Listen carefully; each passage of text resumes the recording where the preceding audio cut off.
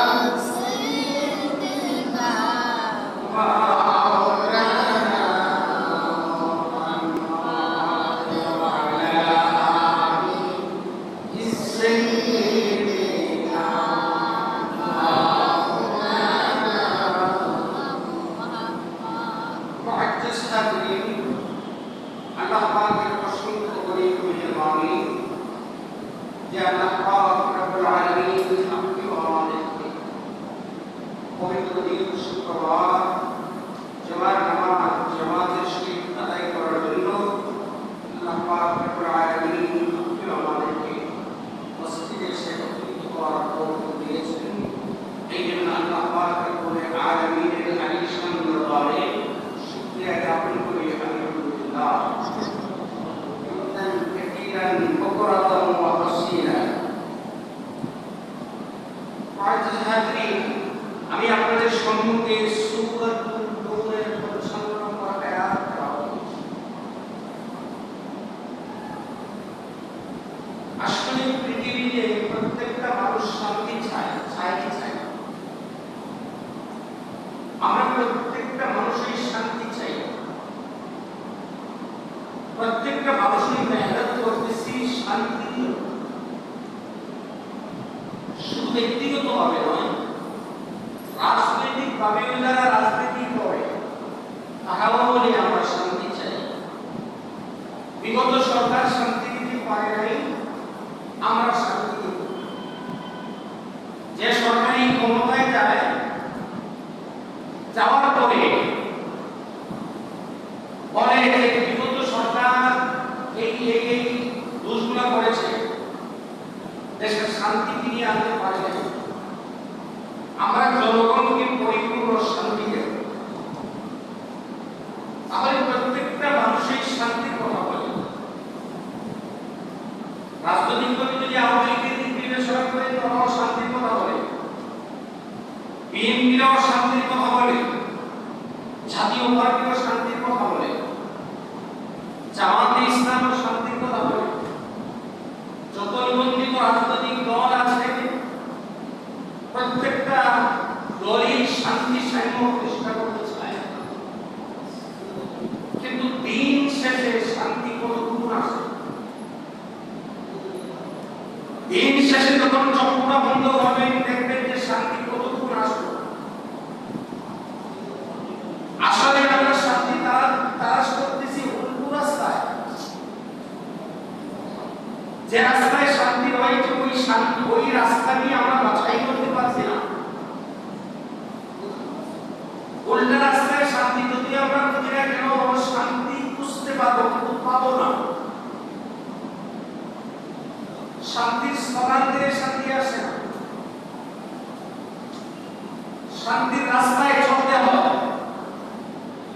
শান্তি খুঁজে বের করতে হয়, শান্তির জন্য চেষ্টা করতে হয়।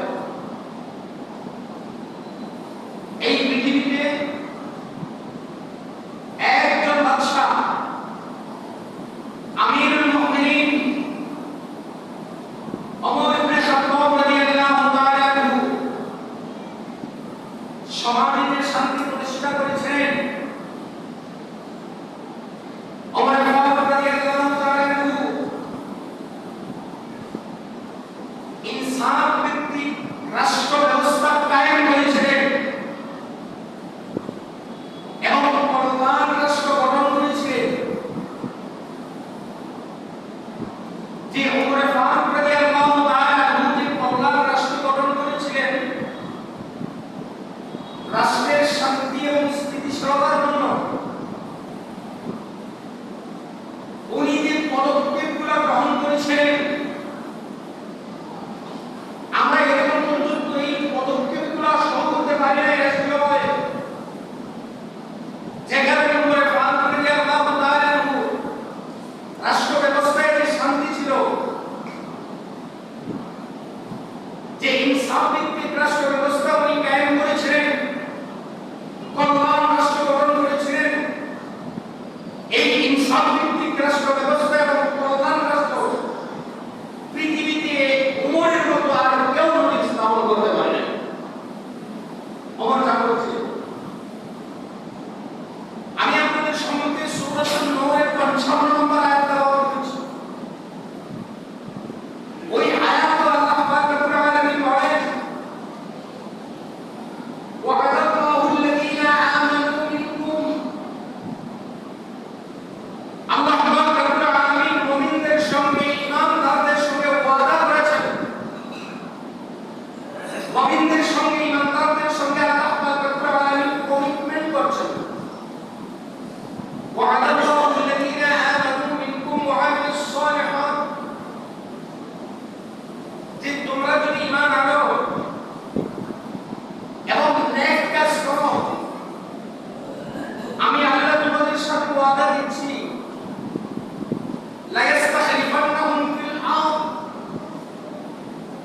জমিনের খেলাফতি, জমিনের কর্তৃত্ব আমি আল্লাহ তোমাদের হাতে তুলে দিলাম।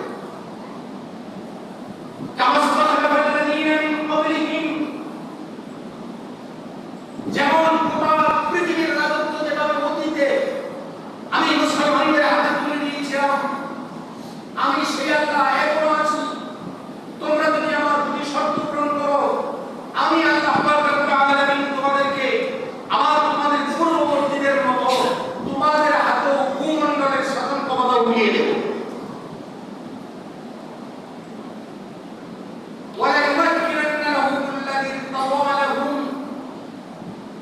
আর আমি তোমাদের জন্য যে দ্বীন ইসলামকে পছন্দ করেছি, এই দ্বীন ইসলামকে তোমাদের জন্য প্রতিষ্ঠিত করে দেব। আর যে রাজত্ব এবং যে ভূমণ্ডলের শাসন ক্ষমতা আমি তোমাদেরকে দেব, এই ভূমণ্ডলের শাসন ক্ষমতা তোমাদের হাতে দিয়ে আমি আল্লাহ স্বয়ং তোমাদেরকে নিরাপত্তা দান করব।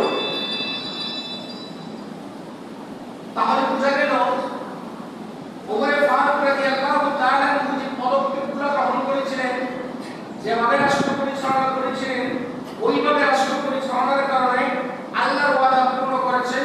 আল্লাহ ওমরের হাতে শাসন ক্ষমতা উঠিয়ে দিচ্ছেন।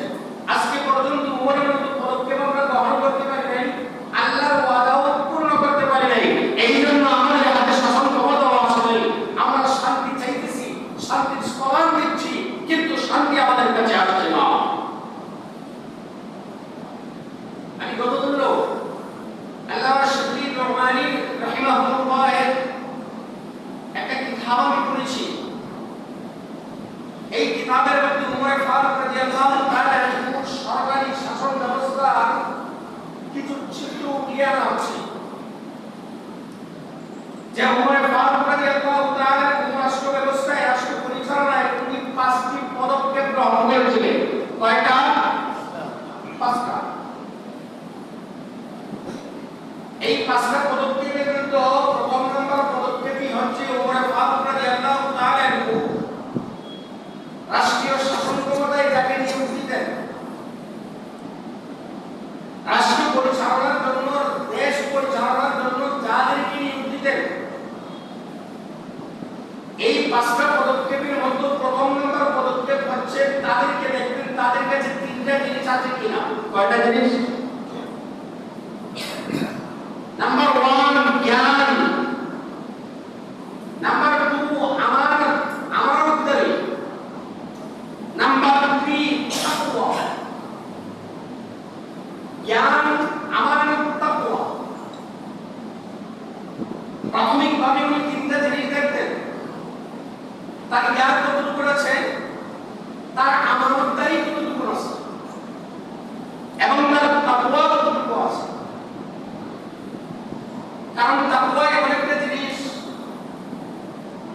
এই তাকওয়া শব্দের অর্থ হচ্ছে ভয় করা, পরহেজ করা, বেঁচে থাকা। ভয় করা আল্লাহকে, সকল অপকর্ম থেকে বেঁচে থাকা, সকল দুর্নীতি অপকর্ম থেকে পরহেজ করা। এই জাতীয় মানসিকতা তার মধ্যে আছে কিনা, তাকওয়া তার মধ্যে আছে কিনা, ওই গুণগুলা দেখে উনি নিয়োগ দিতেন। আসলে তাকওয়াটা কি? ওমর ফারুক রাদিয়াল্লাহু তাআলা প্রথম নাম্বার পদক্ষেপে নিয়েছেন তাকওয়াওয়ালা মানুষ, রাষ্ট্রীয় দায়িত্বশীল বানাবেন। আসলে তাকওয়াটা কি? তাকওয়াটা শুধু টুপির নাম, তাকওয়াটা শুধু পাঞ্জাবির নাম, তাকওয়াটা শুধু দাড়ির নাম, তাকওয়াটা শুধু পাগড়ির নাম। যদি পাঞ্জাবি তাকওয়া হয়, যদি টুপি তাকওয়া হয়, যদি দাড়ি তাকওয়া হয়, তাহলে বাংলাদেশের সালমান এফ রহমান সবচেয়ে বড় মুত্তাকি। ঠিক না? টুপি দাড়ি পাঞ্জাবি ছোট ছিল, ছোট ছিল। এক সপ্তাহ আগেও যার সামনে পুলিশ, পিছনে পুলিশ, ডানে পুলিশ, বামে পুলিশ, শুধু জি হুজুর, হ্যাঁ হুজুর,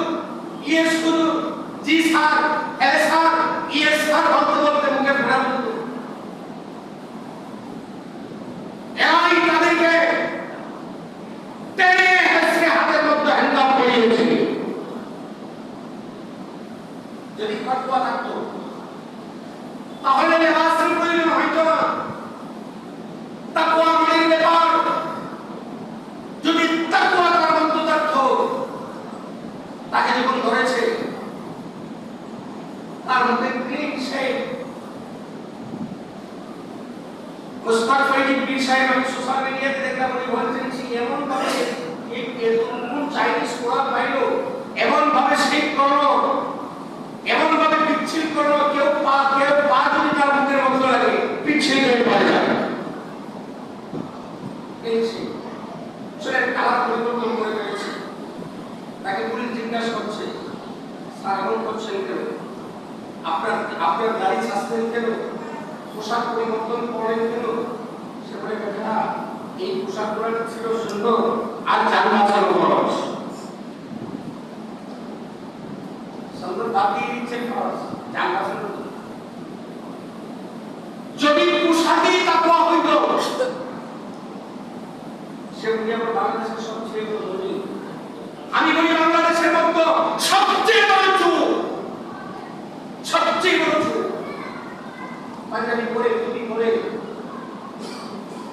লম্বা জামা গায়ে দিয়ে, সবুজ পাঞ্জাবি, জামার টুপি, তাকওয়ার জন্য যথেষ্ট হলো। তাকওয়া হচ্ছে মনের ব্যাপার। এই তাকওয়া মনের ভিতরে বল। কেউ দেখে না একজন থেকে ওনার নাম কি, কেউ শোনে না একজন শোনে ওনার নাম কি। সরকারের কোন গোয়েন্দা বাহিনীর নজরে আমার অপরাধ করে নয়, সরকারের সেনাবাহিনী র্যাব কাহার নজরে আমার দুর্নীতি তাহার নজরে করে নাই, কিন্তু একজন আমার দুর্নীতির দিকে তাকিয়ে আছেন, ওনার নাম কি। এই তাকওয়াওয়ালা ব্যক্তিদেরকে রাষ্ট্রীয় দায়িত্বে নিয়োজিত করতে হবে। খুব মনোযোগ দিয়ে শুনবেন। এই 5টা পদক্ষেপ ওমর যেমন নিয়েছেন, ওইভাবে যদি আমাদের রাষ্ট্রপ্রধানরা এই 5টা পদক্ষেপ নিত, এই সমাজ সরকারি সমাজ হয়ে যেত। নাম্বার 2, ওই এত বেশি যাচাই বাছাই করতেন। অনেক সময় সাহাবায়ে কেরামরা বলতো, রাষ্ট্রীয় দায়িত্বশীল নিয়োগ দিবেন, একটা প্রদেশের গভর্নর নিয়োগ দিবেন, আর নিয়োগ দিতে আপনার এত সময় লেগে যায়, 5 দিন 7 দিন 15 দিন চলে যায়। গোপন ভাবে তার তদন্ত নীতি যখন আপনার মনস্ফূর্ত হয়, তখন তাকে ডেকে দায়িত্ব দিয়ে দেন। এইভাবে যদি এত দেরি হয়, তাহলে কিভাবে হবে? আমার বাংলাদেশের সরব, আমি রাষ্ট্রের মধ্যে শুধু একা বলা হলে চলবে না। আপনি রাষ্ট্রপ্রধান, আপনি ভালো, আপনি তাহাজ্জুদ গুজারি, আপনি সদাই কোরআন তেলাওয়াত তারপরে আপনার কর্মজীবন শুরু করে, একটা ভালো কথা। আপনার সারা সামুন্ডা দেশে যে প্রাণী দিয়েছেন, এইগুলো কি আপনার মতো তাহাজ্জুদ গুজারি? আমার বলেন শুধু আমি একা ভালো হলে হবে না। আমি একা ভালো হলে ইনসাফ ভিত্তিক রাষ্ট্র ব্যবস্থা আমি কায়েম করতে পারবো না। আমার রাষ্ট্র কল্যাণ রাষ্ট্রে পরিণত হবে না। তাহলে কল্যাণ রাষ্ট্রে পরিণত করতে গেলে, ইনসাফ ভিত্তিক শাসন ব্যবস্থা কায়েম করতে গেলে, আমি যেমন তাকওয়াওয়ালা, আমি যেমন পরহেজগার, ওইভাবে প্রত্যেকটি স্টেজে, প্রত্যেকটি পদক্ষেপে, প্রত্যেকটি প্রদেশে, আমার একদম চকিদার থেকে ধরে একদম সচিব পর্যন্ত প্রত্যেকটি ছাড়ে ওই ধরনের তাকওয়াওয়ালা লোকগুলো আমাদের সেট করতে হবে। এই ধরনের লোকগুলো আমাদের সেট করতে হবে। এই জন্য ওই প্রথম নম্বর পদক্ষেপ পেয়েছেন যে তাকওয়াওয়ালা ব্যক্তিদেরকে উনি দায়িত্ব দেবেন। আমাদের ফারুক রাদিয়াল্লাহু তাআলা ইনসাফ ভিত্তিক রাষ্ট্র ব্যবস্থা পরিচালনা করার কারণে মুসলিম রাষ্ট্র মদিনার গণ্ডের বাহিনী দিয়ে 1037টি শহর মুসলমানদের কবলে এসেছিল। এটা একমাত্র ওমর ফারুক রাদিয়াল্লাহু তাআলা ইনসাফের কারণে। নাম্বার 2, উনি 2 নম্বর পদক্ষেপটি নিয়েছিলেন। এই পদক্ষেপটি হলো, যাদেরকে রাষ্ট্রীয় পদে নিয়োগ দেবেন তাদের সম্পদের হিসাব, পুঙ্খানুপুঙ্খানুভাবে সম্পদের হিসাব তৈরি করে একটা ডাটা তৈরি করতেন, তার ফাইলের মধ্যে এই সম্পদের হিসাবটা রেখে দিতেন। পুঙ্খানুপুঙ্খভাবে সম্পদের হিসাব নিতেন। এখন আপনি বলবেন আমাদের দেশে তো সম্পদের হিসাব নেওয়া হয় না। এমপি নমিনেশন আনার জন্য যারা যায় তারা সম্পদের হিসাব দিতে হয়, কিন্তু দেখবেন তারা সম্পদের হিসাব নেয় সামথিং একটা যে সম্পদের হিসাব করা দেয়। এমপি হওয়ার পর 6 মাস পর 1 বছর পর আঙ্গুর ফুলে কলা গাছ হয়ে যা এই হিসাব এই জবাবদিহিতা সরকারের কাছে কোনদিন করে না, করতে হয় না।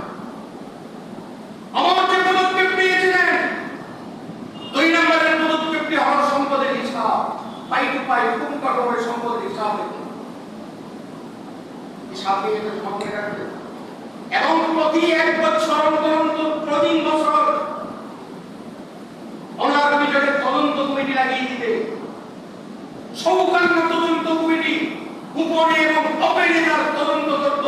সে যে সম্পদের হিসাব সে দিয়েছে ওই হিসাবের বাইরে সম্পদ বাড়লো কিনা কমলো, প্রতি 1 বছর পর তার একটা অডিট আসতো। আসলে আগের ডাটার সঙ্গে মিলিয়ে দেখতেন প্রথম যখন নিয়োগ পেয়েছিল তখন তার সম্পদ কি পরিমাণ ছিল, আর 1 বছর আমার সরকারি চাকরিতে আমার সরকারি দায়িত্বে নিয়োজিত টাকার উপর কি পরিমাণ সম্পদ হচ্ছে। যদি দেখা যায় সম্পদ বেড়ে গেছে, সঙ্গে সঙ্গে ও তার সম্পূর্ণ সম্পত্তি বাজেয়াপ্ত করে রাষ্ট্রীয় কোষাগারে জমা দিতেন এবং তাকে চাকরি থেকে বরখাস্ত করে তাকে ছাগলের রাখালের দায়িত্ব দিতেন। নাম্বার 3 ওমর ফারুক রাদিয়াল্লাহু তাআলা 3 নম্বর যে পদক্ষেপ নিয়েছেন সেই পদক্ষেপটি হলো উনি প্রত্যেকটা রাষ্ট্র দায়িত্বশীলদের কাছ থেকে একটা কমিটমেন্ট নিতেন, শপথ বাক্য পাঠ করাতেন। বলবেন শুধু আমাদের দেশে তো শপথ বাক্য পাঠ করানো হয়, আমাদের দেশে যেভাবে আজিবাজি শপথ বাক্য পাঠ করানো হয় ওই শপথ বাক্য ওমর পাঠ করাতেন না। ওমর ফারুক তাদের কাছ থেকে শপথ নিতেন 4টি বিষয়ে। কয়টা বিষয়ে? 4। নাম্বার 1, তুমি যে রাষ্ট্রীয় দায়িত্ব তোমার জন্য নিশ্চিত করো, রাষ্ট্রীয় দায়িত্ব তুমি গ্রহণ করবে। আমি তোমাকে আল্লাহর নামে শপথ করাচ্ছি, 1 নম্বর তুমি রাষ্ট্রীয় দায়িত্বে যাওয়ার পর, রাষ্ট্রীয় দায়িত্ব গ্রহণ করার পর কোনদিন তুমি দামি ঘোড়ায় আরোহণ করতে পারবে না। দামি কারণ রাষ্ট্রের সকল তো দামি ঘোড়া আরোহণ করতে পারে না। রাষ্ট্রের সকল নাগরিক যে জিনিসটি ব্যবহার করে, যে বাহনটি ব্যবহার করে, ওই ধরনের একটি স্বাভাবিক বাহনে তোমার জন্য থাকবে, তোমার জন্য স্পেশালিস্ট, তুমি একজন গভর্নর হিসাবে, তুমি একজন সচিব হিসাবে, তুমি একজন ডিসি হিসাবে তোমার জন্য স্পেশালিস্ট কোনো কিছু নাই। স্পেশাল কোন ঘোড়া, তুর্কি ঘোড়া, দামি ঘোড়া বিদেশ থেকে এনে তোমার জন্য দামি ঘোড়া তোমাকে দেওয়া হবে না। জীর্ণ শীর্ণ স্বাভাবিক একটু ঘোড়া দেওয়া হবে, যে ঘোড়াটা না হলে চলেই না। কারণ আগের যুগে মানুষের ঘোড়াই ছিল যানবাহনের একমাত্র মাধ্যম, আর বর্তমান যুগের যে গাড়ি ঘোড়া এবং উন্নত যান ব্যবস্থা তৈরি হয়েছে ওই ধরনের উন্নত যানবাহনের ব্যবস্থা ছিল না। যানবাহনের একমাত্র মাধ্যম ছিল উট আর ঘোড়া। আমার ফারুক সর্বপ্রথম যে আদালতে শপথ দিতেন তোমাদেরকে একটা সাধারণ ঘোড়া দেওয়া হবে, এই সাধারণ ঘোড়া দিয়ে তুমি রাষ্ট্রীয় দায়িত্ব আদায় করতে হবে। আমি আপনাদেরকে বলি, আমাদের এমপি মন্ত্রী যারা আছে রাষ্ট্রীয় দায়িত্বে যাওয়ার আগে শপথ নেওয়ার পরে সবচেয়ে বড় টেনশনটার মাথায় কোন দেশে নিউ ব্র্যান্ডের নতুন দামি একটি গাড়ি নেওয়া। তার গাড়িটি কত সুন্দর হবে, গাড়িটি যত ভালো হবে, গাড়িটি যত নিউ ব্র্যান্ডের হয়, তাহলে ওই গাড়িটি বের হবে মানুষ বলবে এটা একটি সাবেক গাড়ি। গাড়ি কেনার দিন পড়ে যায়, গাড়ি কেনার প্রতিযোগিতা শুরু হয়ে যায়। আমার বলেন না, তুমি রাষ্ট্রীয় পদে গিয়ে তোমার ঘোড়া কেনার প্রতিযোগিতা করতে পারবে না। তুর্কি ঘোড়া, দামি ঘোড়া বিদেশ থেকে এনে দামি ঘোড়া, বিলাসবহুল ঘোড়া তুমি গ্রহণ করবে, তা হতে পারে না। তোমার ঘোড়া হবে রাষ্ট্রের সকল নাগরিক যেগুলো ছিল স্বাভাবিক ঘোড়া ব্যবহার করে তোমার জন্য রাষ্ট্র পরিচালনার জন্য একটা স্বাভাবিক ঘোড়া দেওয়া হবে। নাম্বার 2, ওই নম্বরে যে জিনিসটি শপথ করে নিতেন ওই জিনিসটি হলো তুমি মুসলিম জামা ব্যবহার করতে পারবে না। মুসলিম জামা, পারো জামা মুসলিম দামি জামা, কারণ আমার রাষ্ট্রের সকল নাগরিক তো মুসলিম জামা ব্যবহার করতে পারে না, দামি জামা ব্যবহার করতে পারে না। তুমি রাষ্ট্রপ্রধান, তুমি একজন গভর্নর,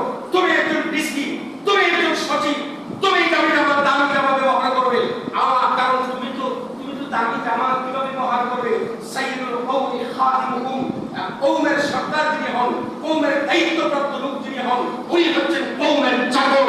চাকর ব্যক্তি দাবি জামা ব্যবহার করবে কেন? চাকর তো কাজ করতে করতে কার পাচ্ছে না, তার আবার দামি জামা ব্যবহারের টাইম কোথা? আমার বলেন না, তুমি জামি জামার কোনদিন ব্যবহার করতে পারবে না। নাম্বার 3, মোলায়েম রুটি খেতে পারবে না। মোলায়েম রুটি বুঝেন তো? কারণ মোলায়েম রুটি বুনতে, মোলায়েম রুটি তৈরি করতে আটা বেশি প্রয়োজন হয়, মোলায়েম রুটি তৈরি করতে দামি মশলার প্রয়োজন হয়, মোলায়েম রুটি তৈরি করতে অনেক সময় অতিবাহিত করতে হয়। তুমি যে সময়টুকু অতিবাহিত করবে মোলায়েম রুটি বানানোর জন্য, এই মোলায়েম রুটি বানিয়ে যে সময়টা তুমি অতিরিক্ত ব্যয় করেছো, এই সময়ের জন্য আল্লাহর কাছে দাঁড়িয়ে তোমাকে জবাব দিতে হবে। রাষ্ট্রে তোমার দায়িত্বে থেকে তুমি মোলায়েম রুটি খাওয়ার পিছনে লেগে রাষ্ট্রের সময়কে তুমি নষ্ট করতে পারবে না। স্বাভাবিক জনগণ যেভাবে মোটা রুটি খায়, এই মোটা রুটিকেই তোমাকে রাষ্ট্রীয় দায়িত্ব আদায় করতে হবে। নাম্বার 4, তোমার দরওয়াজায় দারোয়ান থাকবে না। তুমি একটা দায়িত্বশীল, তোমার দরওয়াজা 24টি ঘন্টা খোলা থাকবে। তুমি রাষ্ট্রের একটি, তুমি একজন জনপ্রতিনিধি। জনগণ 24 ঘন্টার ভিতরে যে কোনো প্রয়োজন তোমাকে তলব করবে, যে কোনো সময় তোমাকে তলব করবে। তোমার গেট যদি বন্ধ থাকে, তোমার গেটের সামনে যদি দারোয়ান থাকে, তাহলে জনগণ ইচ্ছা করলে ঢুকতে পারবে না। তোমার গেটটাকে ওপেন করে দিবে 24টি ঘন্টার জন্য। জনগণ যখন চার প্রয়োজন তখনই তোমাকে তলব করবে। তোমার ঘরে, তোমার বাসভবনে প্রবেশ করবে এবং তোমার কাছে তার জরুরতের কথা বলবে। 4 নাম্বার হলো তোমার দারোয়ান থাকতে পারবে। বলবেন যে হুজুর দারোয়ান থাকবে না কেন? তার তো জান মাল ইজ্জত সম্মানের নিরাপত্তা আছে না? সে একজন এমপি, একজন মন্ত্রী, একজন জেলা প্রশাসক, একজন সচিব, ওনার জান মালের নিরাপত্তার প্রয়োজন আছে। আমি বলতে চাই, ওমর পদক্ষেপ পেয়েছিলেন, তুমি যদি অন্যের জান মালের নিরাপত্তা দেও, তাহলে তোমার জান মাল ইজ্জত সম্মানের নিরাপত্তা তারা দেবে। তুমি জান মাল ইজ্জত সম্মানের নিরাপত্তার চিন্তা করছো কেন? তোমার জান মাল ইজ্জত সম্মানের জিম্মাদার তো জনগণ তোমার জান মাল ইজ্জত সম্মানের পাহারাদারি করবে।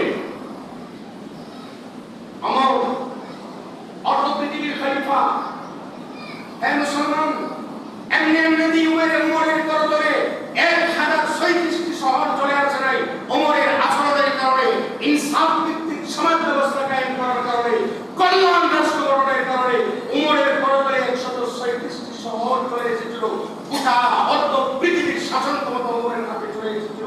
এই অর্ধ পৃথিবীর আমির ছিলেন উমর। অবস্থায় রাতের বেলা উমর জীর্ণ শীর্ণ অবস্থায়, স্বাভাবিক অবস্থায় উনি একা অন্ধকার রাত্রে বের হয়ে যেতেন রাষ্ট্রের অবস্থা জানার জন্য।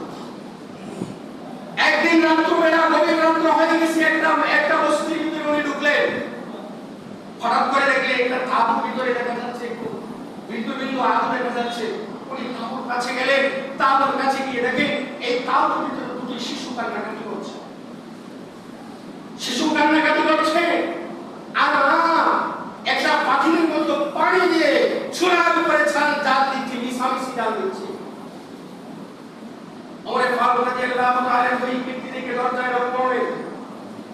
মহিলা দরজা খুলল। মহিলা দরজা খুলে দেখে একজন মুসাফির ডাক দিয়েছে। উনি বলতেছেন, মাগো তোমার বাচ্চাগুলো কান্নাকাটি করছে কেন? তখন ওই মহিলা বলতেছে, উমর তো ছিলেন না। এই মহিলা বলতেছে, মুসাফির তুমি তো অবন্ধু ব্যক্তি, এত রাত্রে আমার দরজায় নক করেছো, আমার ঘরে এসেছো, আমার বাচ্চা কাছে কেন কান্নাকাটি করে? তোমার কাছে বলে কোনো রাগ হবে না? এরপরে উমর বারবার অনুনয় বিনয় করে বললেন যে, মাগো তুমি বলো কেন তোমার বাচ্চাগুলো কান্নাকাটি করছে? সঙ্গে সঙ্গে এই মহিলা বলতেছে, বাবা এই মুসাফির তোমাকে তো চিনি না, এরপরে যেহেতু তুমি জিজ্ঞাসা করেছো তোমাকে না বললে তো পারি না। শুনো, আমার স্বামী আজকে 15 দিন হয়ে যায় ইন্তেকাল করেছে। আমার স্বামী কোনো সম্পত্তি রেখে যায় নাই, আমাদের জন্য জমাকৃত কোনো অর্থ রেখে যায় নাই। আজকে 1 সপ্তাহ পর্যন্ত আমার চুলায় জাল হয় না, আজকে 1 সপ্তাহ পর্যন্ত আমার চুলায় জাল হয় না। আমার সন্তানগুলা কান্না করছে খাবারের জন্য, আমার সন্তানগুলা বারবার আমাকে খাবার দেওয়ার জন্য তাকিদ দিচ্ছে। আমি তো পুরো অবস্থায় আমার সন্তানগুলাকে ঘুম পাড়াতে পারছি না। এই জন্য আমি পাখির মতো পানি দিয়ে মিশামিশি জোড়ার মতো জাল দিচ্ছি আর সন্তানগুলাকে বোঝাচ্ছি, তো তোমরা ঘুমাও, তোমরা ঘুমাও, খাবার হলে তোমাদেরকে আমি ডাক দেবো। কারণ আজকে আমি গিয়েছিলাম কাজের জন্য, কোনো কাজ আমি পাইনি। তো আমি চিন্তা করলাম আমার সন্তানগুলোকে যদি কোনোরকম ঘুরিয়ে দিতে পারি তাহলে রাত্রটা চলে যাবে, সকালবেলা আমি এলাকায় চলে যাবো কাজের জন্য। যদি কোনো কাজ পাই আমার সন্তানগুলোকে আমি খাবারের ব্যবস্থা করবো। ওমর এই কথা শুনে সক্রিয় অজুর দ্বারা পানি পড়তে শুরু করেছে। ওমর ব্যাগ করেছে, পাগলের মধ্যে এসেছে রাষ্ট্রীয় কোষাগারের কামড়ে। রাষ্ট্রীয় কোষাগারের সামনে এসে এই রাষ্ট্রের শক্তিপাত ছিল, রাষ্ট্রের কোষাগারের দায়িত্বশীল ছিল হযরত আসলাম রাদিয়াল্লাহু তাআলা। আসলামকে বললেন, আসলামে গোডাউনের চাবি দাও। গোডাউনটা খুলো। গোডাউনটা যখন খোলা হলো, উনি কিছু চিনি, কিছু ময়দা, কিছু তেল, কিছু ডাল, এই মহিলা চলার মতো যা কিছু প্রয়োজন সবকিছু উনি রেডি করলেন। ওমরকে বললেন, এই ওমর আসলামকে বললেন, আসলাম এই বোঝাটা আমার মাথায় উঠিয়ে দাও। আসলাম বলতেছে, মহামান্য রাষ্ট্রপতি, আপনি আমিরুল মুমিনিন, অত পৃথিবীর খলিফা, আমি আসলাম আপনার মাথায় বোঝা উঠিয়ে দিতে পারি না, আমি আমার মাথায় নিয়ে যাবো। কোথায় এই বস্তু আমাকে বলে? ওমর বলতেছে, আসলাম দিদি কোনো কথা বলিও না, আমার মাথায় উঠিয়ে দাও। তার ওই মহিলা আজকে 15 দিন হয়েছে তার স্বামী মারা গেছে, 15 দিন যাবো, আজকে 1 সপ্তাহ পর্যন্ত তার চড়ায় যাওয়া হয় না, সন্তানরা কান্নাকাটি করছে। ও আসলাম, তুমি আমার মাথায় বোঝাটা উঠিয়ে দাও। কাল হাসরের ময়দানে তুমি আসলামকে আল্লাহ জিজ্ঞেস করবে না, তোর রাতে একজন কিছু কান্না করে উপবাস থেকে কেন মারা গেল? তুমি আসলামকে জিজ্ঞেস করবে না, আমি ওমরকে জিজ্ঞেস করবে। কাজে আজকে এই ময়দার বস্তাটা আমার মাথায় উঠিয়ে দাও। আসলাম মাথায় উঠিয়ে দিল। ওমর এই ময়দার বস্তা নিয়ে খাবারের পূজা নিয়ে এই মহিলার বাড়িতে চলে গেল। মহিলার বাড়ি থেকে মহিলাকে বলল, এই আটাটা হলো। আসলাম বলতেছে, মহামান্য রাষ্ট্রপতি, চলে আমরা চলে যাই। তাই না, আমি যাবো না। এই সন্তানগুলোর চোখে আমি কান্না দেখেছি, এই সন্তানগুলোর চোখে আমি কান্না দেখেছি, এই সন্তানগুলোর মুখে হাসি না দেখা পর্যন্ত আমি ওমর এই মহিলার ঘর থেকে বের হবো না। আর বললেন, রুটি বানানো হলো। ওমর নিজের হাতে সন্তানগুলোর মুখে রুটি উঠিয়ে দিচ্ছেন, চোখের পানি উঠে দিচ্ছেন। এই সন্তানগুলোকে এত আনন্দিত হয়ে গেল, মা তো কে আমাদেরকে খাবার দিল। এই সন্তানগুলো আনন্দিত হয়ে যখন মুখে হাসি ফুটেছে, যখন ওমর চলে আসবে তখন এই মহিলা বলতেছে, বাবারে মুসাফির, তুমি যত করে একটি কাজ করেছো, আজকে ওই রাষ্ট্রের দায়িত্বশীল যদি ওমর না হয়ে তোমার মতো মুসাফির হইতো তাহলে আমি একজন গরিব শখের জন্য ভালো হতো। আমার ভাবতেছি, মহিলা একটা কাজ করবে, আগামী বছর তুমি ওমরের দরবারে গিয়ে এই প্রস্তাবটি তুমি দেবে। এই মহিলা পরের দিন চলে গেছে, ওমর রাজ সিংহাসনে বসা। এমন অবস্থায় ওমর এই মহিলা যখন গিয়ে দেখে রাজ সিংহাসনের চেয়ারে যিনি বসা, উনি হচ্ছেন গত বৈল রাত্রের মুসাফির। মহিলা পায়ে পড়ে বলতেছে, যা আমরা মাফ করুন, আমি ভুল করে বসেছি, আমি অন্যায় করে বসেছি, আমি আপনাকে মুসাফির ভেবেছি, আপনি তো এই মুসলিম রাষ্ট্রের খলিফা, আপনিই তো বলেন, আমি তো এই নাম মাফ করে দিই। এই যে ওমরের রাষ্ট্র ব্যবস্থা, ওমরের কোনদিন দারোয়ানের প্রয়োজন হয় নাই। উনি রাত্রের অন্ধকারের মতো অলিতে গলিতে বিভিন্ন বস্তির ভিতরে রাষ্ট্রের জনসাধারণের কি অবস্থা এইগুলা উনি দেখতেন। এই জন্য ওনার দারোয়ানের প্রয়োজন হইতো না, ওনার গার্ডের প্রয়োজন হইতো না, সিকিউরিটির প্রয়োজন হইতো না, তার থেকে পুলিশ চাইতে হতো না। মন্ত্রণালয় থেকে পুলিশ পাস করে যেখানে যাব সেখানে পিছনে ভূত করে পুলিশের গাড়ি যাবে। এই কাজ যদি করেন নাই, অন্যায় যদি করি, একটা প্রবাদ আছে, পাপ করলে জমের গো উদাহরণ। আমি যদি পাপ করি তাহলে আমার অন্তরে ভয় থাকবে, আমার গাড়ির প্রয়োজন হইবে, আমার পুলিশের প্রয়োজন হইবে, আমার সিকিউরিটির প্রয়োজন হইবে। আমি যদি পাপ করি না, আমি যদি অন্যায় করি না, আমি যদি দুর্নীতি করি না, আমি যদি দুর্নীতির পক্ষে কথা বলি না, আমি যদি কাউকে হত্যা করি না, আমি যদি কাউকে খুন করি না, আমি যদি কাউকে গুম করি না, রাষ্ট্রের কাহার অধিকার নিয়ে আমি ছিনিয়ে নিয়ে করি না, তাহলে আমার কোনো ভয় নাই, আমার কোনো চিন্তা নাই। আল্লাহ বলেন, বান্দা তোকে আমি কথা দিলাম, সূরাতুন নূরের 55 নম্বর আয়াতে আমি আল্লাহ ওয়াদা দিলাম, ওয়ালা ইউমাক্কিনান্নাহুম আল্লাযী তাওয়ারাহুম ওয়ালা ইউবাদদিলান্নাহুম মিন বা'দি খাওফিহিম আমনা। তোর কোনো ভয় নাই, তোর কোনো চিন্তা নাই, আমি আল্লাহই হয়ে যাব তোর জন্য সবচেয়ে বড় নিরাপত্তাকারী। তোর আলাদা কোনো নিরাপত্তা দারোয়ান সিকিউরিটি প্রয়োজন হবে না। আল্লাহ পাক কোরআনে সূরাতুন নূরের আলোকে আমরা যে চিন্তি ওমরের 5টি পদক্ষেপের 3টি পদক্ষেপের কথা আমরা শুনলাম। এই পদক্ষেপ অনুযায়ী আমরা যেন রাষ্ট্র পরিচালনা করতে পারি, রাষ্ট্রীয় দায়িত্বশীল আমরা যারা আছি, আমি মনে করি ওমরের পদক্ষেপগুলো যদি গ্রহণ করো তাহলে শান্তি ফিরে আসবে দেশে। আর তোমরা যেভাবে শান্তির স্লোগান দিচ্ছ, এই শান্তির স্লোগান দিয়ে শান্তি আসে না, শান্তির কাজ করতে হয়। শান্তির কাজ করলে দেশে ইনসাফ ভিত্তিক শাসন ব্যবস্থা কায়েম হবে, কল্যাণ রাষ্ট্র গঠন হবে। এই কথাটাই ইসলাম বলে। ইসলামের সাথে সাংঘর্ষিক প্রচলিত গণতন্ত্র সাংঘর্ষিক কেন? এর কারণ হলো প্রচলিত গণতন্ত্রের যত তন্ত্রমন্ত্র আছে ইসলাম তা বিশ্বাস করে না। ইসলাম হলে সর্বময় ক্ষমতার অধিকারী আল্লাহ, সকল ক্ষমতার উৎস জনগণ নয়, সকল ক্ষমতার উৎস হচ্ছে আল্লাহ। আল্লাহর উপর সবচেয়ে বেশি ভরসা করে এবং তাকওয়াওয়ালা মানুষ সমাজে নিয়োজিত হয়। তাকওয়াওয়ালা মানুষ যখন রাষ্ট্রীয় ক্ষমতায় নিয়োজিত হয়, সমাজ এবং রাষ্ট্রের চিত্র বদলিয়ে যায়। আল্লাহ আমাদেরকে আপন করার তৌফিক দান করুন। ওয়া আখিরু দাওয়ানা আলহামদুলিল্লাহি